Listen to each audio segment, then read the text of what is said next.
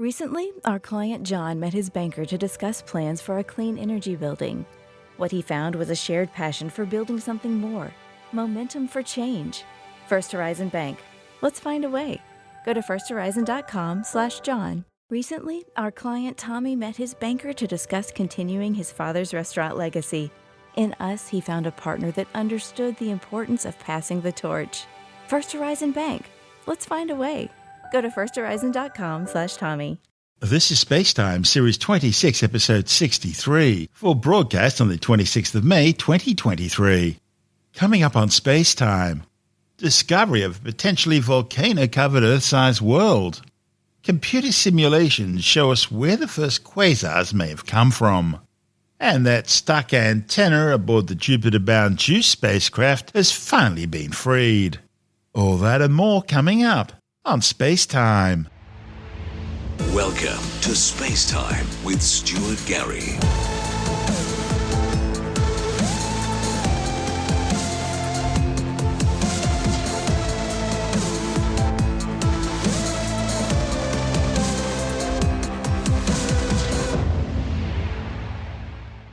Astronomers have discovered an Earth-sized exoplanet, that is a world beyond our solar system, that may be carpeted with volcanoes. A report in the journal Nature claims the planet, known as LP791-18d, could undergo eruptions as often as Jupiter's volcanic moon Io, the most volcanically active body in the solar system. LP791-18d orbits a small red dwarf star about 90 light-years away in the southern constellation Crater. Astronomers found and studied the planet using data from NASA's TESS Transiting Exoplanet Survey satellite and the Spitzer Space Telescope, as well as a suite of ground-based observatories. LP791-18d is slightly larger than the Earth, and it's tidally locked, which means the same side of this planet always faces its host star. In the same way, the moon's tidally locked to the Earth, with the same side of the moon, the near side, always facing us. Now, for this planet, however, that means the day side would most likely be too hot for liquid water to exist on its surface.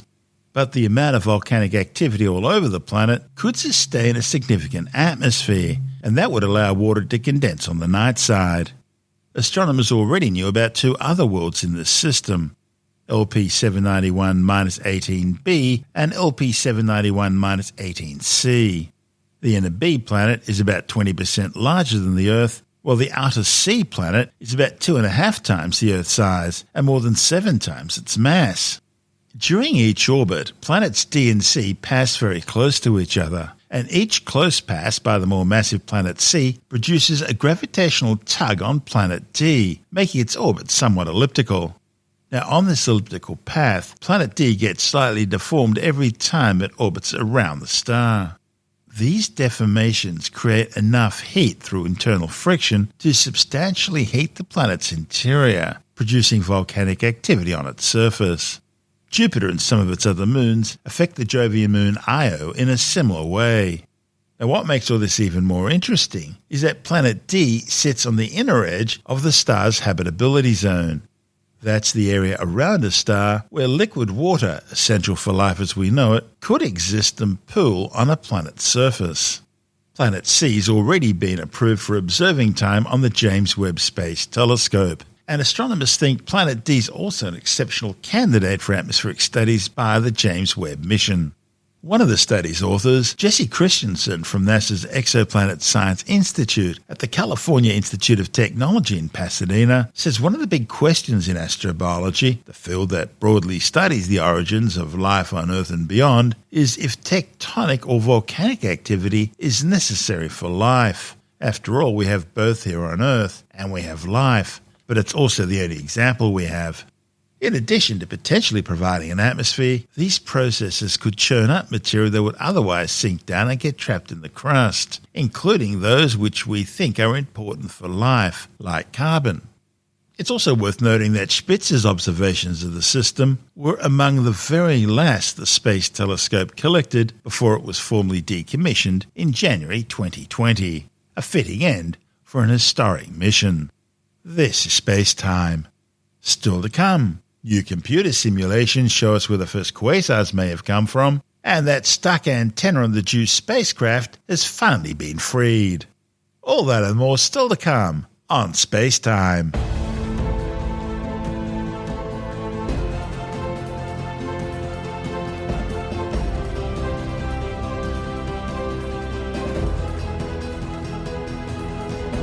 Recently, our client John met his banker to discuss plans for a clean energy building. What he found was a shared passion for building something more, momentum for change. First Horizon Bank. Let's find a way. Go to firsthorizon.com/John. Amazing new computer simulations have shown astronomers how massive streams of primordial gas in the very early universe could have created supermassive black holes without the need to first form stars. The findings, reported in the journal Nature, could explain how so many quasars may have formed in the very early universe. Quasars are powerful jets of energy and matter generated by material being ripped apart as it falls into supermassive black holes. They're among the most distant objects ever seen, shining in the dark, often more than 13 billion light years away. And that places them quite literally close to the dawn of time itself. Physics tells us that the black holes which generate these ancient, powerful quasars had to have been enormous. And observations have confirmed the existence of supermassive black holes with more than 1 billion times the mass of our Sun existing just 700 million years after the Big Bang. And that raises an important question. How could something so big have formed so early in the universe? And that's where these new computer simulations come in. Astronomers using computer modelling are starting to get a glimpse of what the formation of these dark behemoths may have looked like. One hypothesis involves lots and lots of giant stars, hundreds or more times the mass of our Sun. Now, being so massive, these stars burn through their nuclear fuel supplies really quickly. They live fast and they die young. Collapsing at the end of their lives to form lots of stellar mass black holes, which could then merge together, forming ever larger black holes, eventually getting big enough to form the supermassive black holes we see today. But there's just not enough time to do that. Another idea involves giant stellar clusters of stars. These contain hundreds or even thousands of stars, all in tight, closely packed balls. And these too would eventually collapse at the end of their lives to form hundreds of thousands of stellar mass black holes, which then merged into a single black hole. Problem is, even if you ended up with a black hole 100,000 times the mass of the Sun, that still doesn't equate to the billion solar mass black holes being observed in the early universe. There's still just not enough time to do it. However, what about eliminating the star altogether, and instead have the dense and pristine molecular gas clouds from which the stars are made collapse directly to form a supermassive black hole? Now, this isn't possible today because of the expansion of the universe over the past 13.8 billion years. But go back more than 13 billion years and the cosmos was physically smaller, more compact, and so it could have been possible. However, the calculations for such massive implosions are incredibly delicate. After all, what's to prevent pieces of gas cloud from cooling and collapsing under their own weight and forming stars, just as star-forming clouds in the modern universe do? Some astronomers suggest that ultraviolet emissions from nearby newborn stars may have heated these massive gas clouds just enough to keep things moving too fast for molecular hydrogen to form. And it's the molecular hydrogen which collapses down to form stars. However, other astronomers have argued that such specific requirements would make the process too rare to explain the number of supermassive black holes that they've already found in the early universe. The new computer simulations, which are rebuilding the conditions of the infant universe when it was just 100 million years old, followed the growth of a small frothing sea of matter fed by torrents of inflowing gas. The simulations showed that the streams were not only dense, but also very fast-flowing, rushing in at speeds of 50 kilometers per second. That's over 160,000 kilometers an hour. Or to put that another way, they were carrying up to 10 suns worth of material each year. The computer simulations showed that the sea at the center of these streams of material grew very quickly. And within the sea, eventually a clump would take shape, then another. But the turbulence of the inrushing gas keeps these massive clumps from collapsing straight away into stars. Instead, the clumps simply continue to get bigger. By the end of the simulation, these clumps contain tens of thousands of suns worth of mass. Now, eventually, these clumps would compress into what the researchers called supermassive stars. But following their evolution requires a different kind of computer simulation, one that takes stellar physics into account. Now, these stellar monstrosities don't last long in these simulations, usually just 2 million years or so, before they also collapse into black holes, but monster ones between 30,000 and 40,000 solar masses, respectively.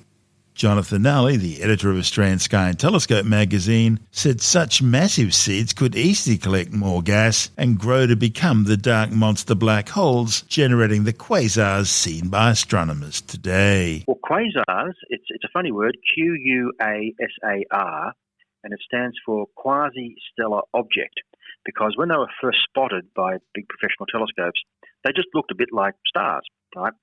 But it was soon realised when astronomers worked out what their red shifts are, that they couldn't possibly be stars because they're so far away and so far back in time that at those distances, individual stars would be simply invisible.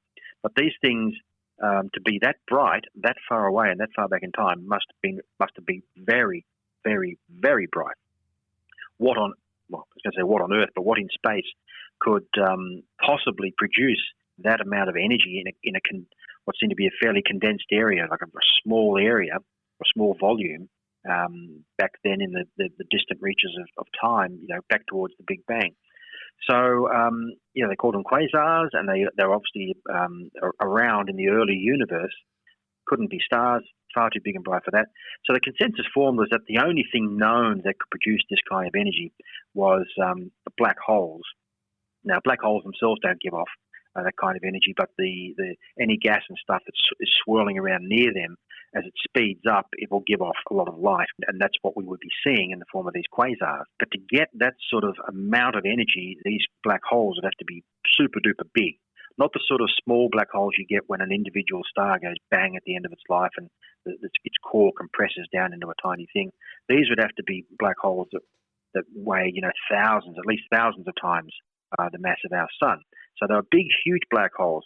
So scientists have now done some computer simulations looking at what would have happened to the gas clouds that they think populated the early universe. And their calculations have shown that clumps would form within these clouds, but instead of these clumps going on to form individual stars, the clumps sort of joined together and they just kept growing and growing, getting bigger and bigger like Topsy. And when they became big enough, some of these clumps joined up and then their combined mass made them gravitationally collapse into very big black holes. This is what was happening in this computer simulation, right? So there all of a sudden you've got big black holes, very big black holes, and there would still be remnant gas going around. So that gas would be sort of sucked in towards the black holes, start swirling around, and the faster the gas goes, the more light it gives off. And bingo, you've got a quasar, and lots of quasars. Their calculations show that you would get lots of quasars. And this is really early on in the age of the universe, not long after the Big Bang in sort of space terms. So this could explain why you would have quasars, which are thought to be powered by big black holes, fairly early on.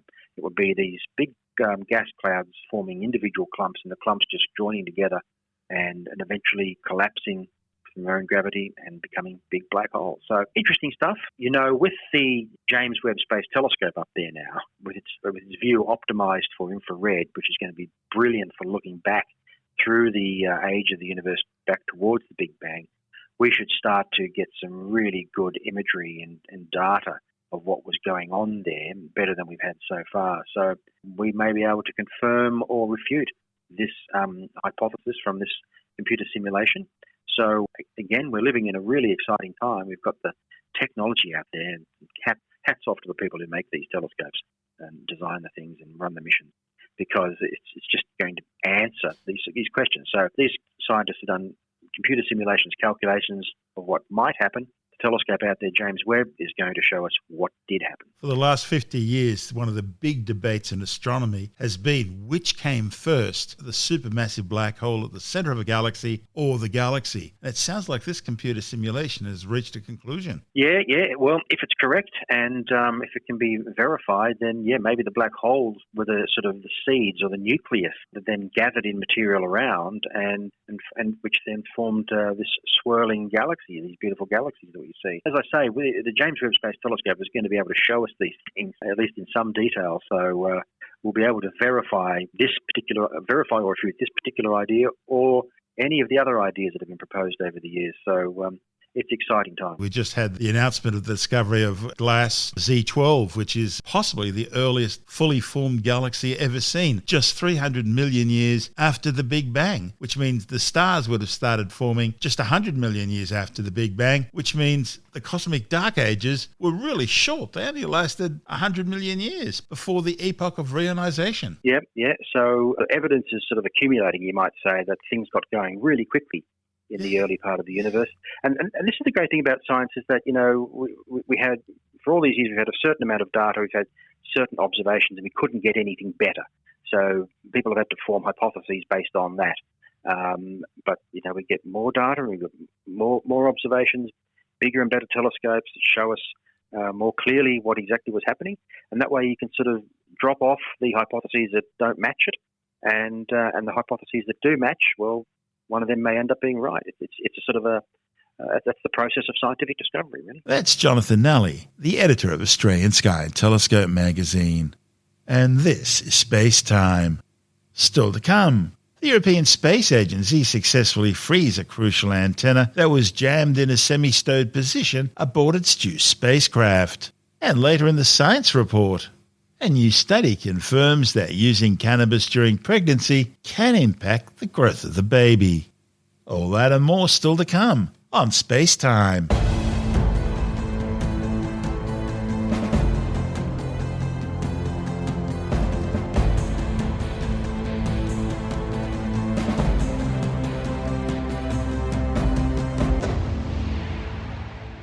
The European Space Agency has successfully freed a crucial radar antenna that was jammed in a semi-stowed position on its due spacecraft. Mission managers in Darmstadt, Germany freed the 16-metre-long antenna following a month-long effort. ESA's Jupiter Icy Moons Explorer, or JUICE mission, was launched aboard an Ariane 5 rocket from the Kourou spaceport in French Guiana back in April. It's on a decade-long voyage to study the Galilean ice moons of Jupiter, arriving there in 2031. The crucial radar antenna is the heart of its science program. It'll peer deep beneath the icy crusts of Europa, Ganymede and Callisto, all of which are suspected of harbouring deep subsurface liquid water oceans. Europa alone is suspected to contain more water than all the Earth's oceans combined.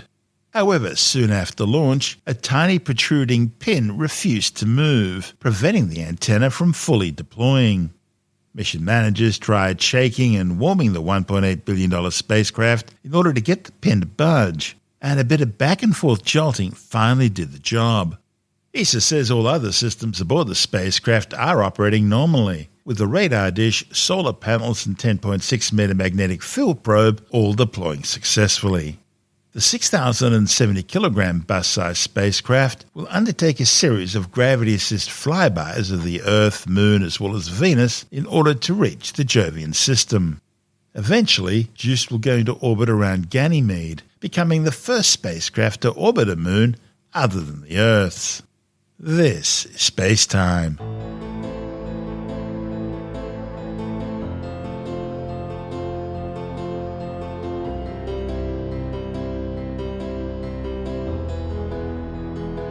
Recently, our client John met his banker to discuss plans for a clean energy building. What he found was a shared passion for building something more, momentum for change. First Horizon Bank. Let's find a way. Go to firsthorizon.com/John. Welcome to the Agrihead. Carnes Crossroads is a new home community with a farm-to-table lifestyle. Just outside of Charleston, here, community is defined by gathering together and our deep connection to nature. Learn more at carnescrossroads.com. And time now to take another brief look at some of the other stories making news in science this week with the Science Report. New researchers confirm that using cannabis during pregnancy can impact the growth of the baby.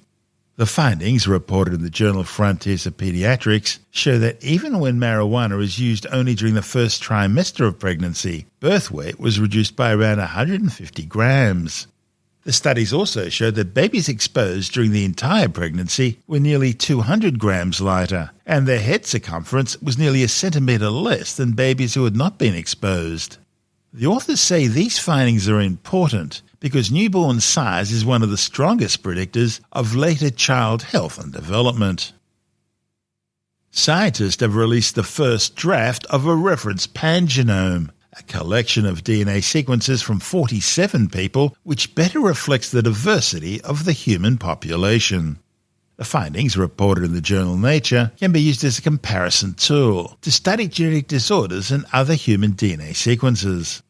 To understand the differences that make humans unique, scientists create a reference genome sequence, which other DNA sequences can then be compared to. But until now, the standard reference genome was always limited in its ability to reflect human diversity. That's because it was based on the DNA of just 20 people, and most of it came from just a single person. The new pangenome reference includes genetic sequences from 47 people from diverse ancestries, and the researchers are hoping to increase that number to around 350 by the middle of next year. As the human population continues to grow beyond 8 billion at an alarming rate, a new study shows that nearly 2/3 of native elephant habitat has been lost in Asia since the 1700s. The findings, published in the journal Scientific Reports, shows that across Asia, about 64% of the land suitable as a habitat for elephants in the year 1700 is now gone. The authors base their findings on land use change data spread across 13 countries in order to identify land that 300 years ago would have been suitable for elephants to live on. Scientists found mainland China, India, Bangladesh, Thailand, Vietnam and Sumatra have all lost more than half their suitable elephant habitat. The researchers say this drastic reduction in places elephants can live could be driving conflict between them and humans. A new study reported in the journal Psychopharmacology has found that people with a history of using psychedelic drugs can have long-lasting beliefs in the supernatural, non-physical worlds. The findings revealed significant increases in beliefs related to mind-body dualism, paranormal activities, and spiritual phenomena. However, Tim Mendham from Australian Sceptics says, instead of acting as a warning, the authors suggest the findings show the potential use of psychedelics as a therapeutic intervention. They found that if you had taken drugs in the past, and if you sort of take it again like a psychedelic drug in the past, and if you take a little dose even now, years later, you'll find that there's lasting belief about the supernatural or the non-physical world. And this has various sort of manifestations from talking to the trees. Mind and body are separatable. This is like out-of-body experience. The paranormal is true, various things like that sort of people who have been at one stage taking drugs and can come back to it, and these attitudes will revive very quickly. So they're talking about a component of psychedelic drugs which is psilocybin, which can cause immediate mystical experiences and long-lasting improvements in an individual's spirituality. Now, I don't know what an improvement in spirituality is. Maybe they increase in spirituality. Maybe they have greater feelings of sort of one with the world, etc. I don't know. But they're saying that even so, it hasn't been that studied that much, is something that people can look at. But to suggest that people who have gone through psychedelic drug use, and that can include LSD or natural psychedelics like, I think, peyote, that sort of stuff, ayahuasca. Magic mushies, that sort of thing. Magic mushrooms, that sort of stuff. There's a whole range of them, created in a lab or grown in a glass house, that they create a psychedelic effect that certainly affects your perception, your understanding of things, and in some cases it can have a very long-lasting, even permanent impact on the way you see things or what you do see, and whether that's an improvement in your... They like to call it expanding your mind. Yes. Tune in, turn on, drop out. But it's sort of like almost like a bit of a no-brainer. That's the reason you take psychedelics. That's the reason you take psychedelic drugs, is to actually expand your mind, actually to see different things, to see the world in a different way. Now, whether whether that's a better way or not depends on whether you have a good trip or a bad trip. And anyone who's dealt with people who have been in those sort of circles know that that can be either way. You can't predict it, and sometimes there's no trip at all. So therefore, to suggest that these have long-lasting effects is not particularly new, but what they are saying is that this is an area for further study, which is basically what every research project says at the end. What we need is more study, give me a grant. That's Tim Mendham from Australian Sceptics.